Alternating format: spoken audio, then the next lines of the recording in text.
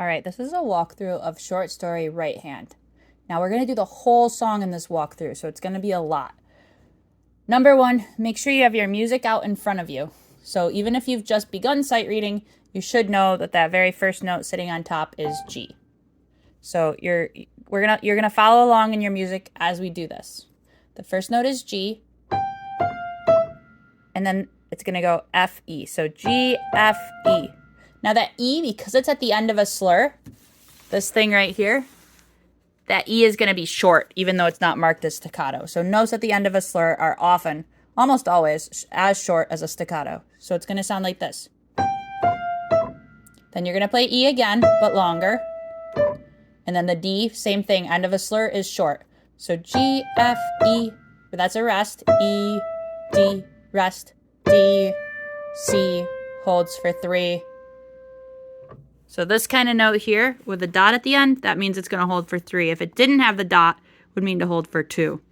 And if it was filled in, it would mean to hold for 1. So from the beginning.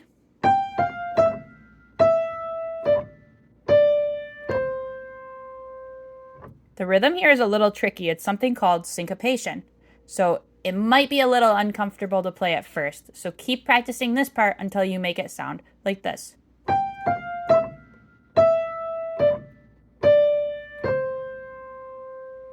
Now you're going to put pointer finger on E. And it goes E, F, G, and the G is the long one because it's a quarter note. Then you're going to play E, C. Pinky on A, hold, F, hold, D, holds for 3. So the new part goes like this.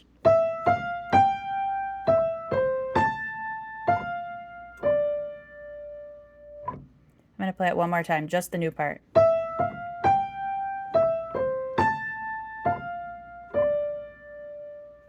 So from the beginning, it'll sound like this.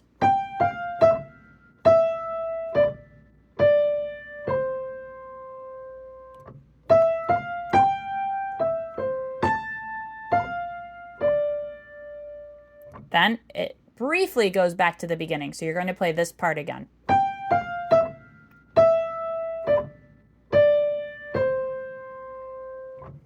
All right, let's add that on. So starting from the beginning, it should sound like this.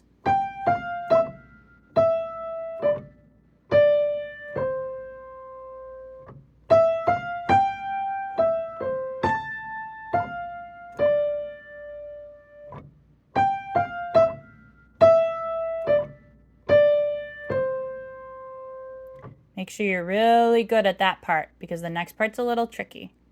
If you're ready to go on, the next part goes like this. D, E, D, rest. So it's 2 on D, 3 on E, thumb on D. Rest. And then there's a rest. And during that rest, you're going to get ready to put finger 4 on G.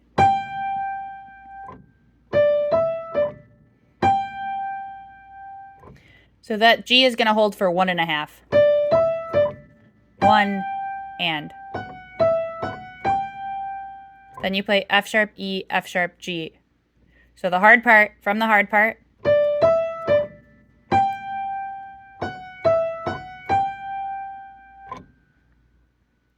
I'm going to show just the hard part one more time really slow.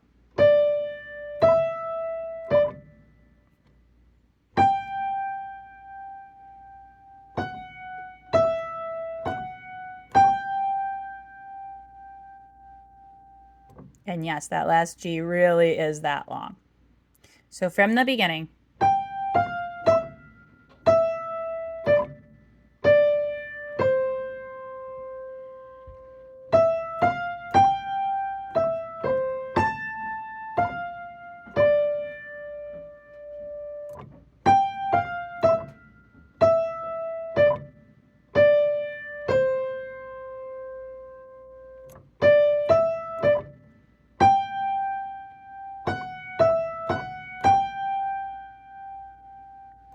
I know I said this last time, but make sure you really have this before you move on. The next part is really hard and really important fingering here. You're going to play a chord, pinky and ring finger on A and F. Then you're going to walk to sorry, pinky and middle on A and F. Then you're going to walk to ring finger and pointer on G and E. Then you're going to walk to thumb and 3 on D and F. And that last one is staccato. So you're walking here. I'm going to show it again. A and F, G and E, F and D. You can't do any other fingering or you'll run out of fingers.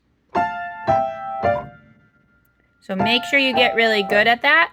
Often people have trouble at first. They're playing one and then the other.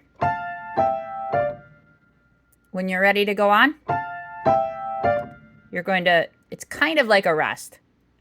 You're going to switch to finger 2 and 4 on the same notes that you just played, D and F. So it's going to sound like this. Then you're going to switch back to thumb and 3 on those same notes. And then you're going to switch back to 2 and 4 on those same notes. So it sounds like this.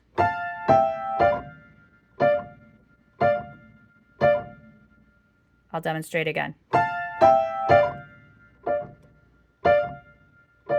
Now, one reason you do that is to keep track of where you are in the song. The other reason is whenever you play it with thumb and 3, it's going to be a little louder than when you play it with 2 and 4. And that's how it's supposed to be. So it should sound like this. Then you're going to play E and C chord with thumb and 3. And it's really long. So it should sound like this.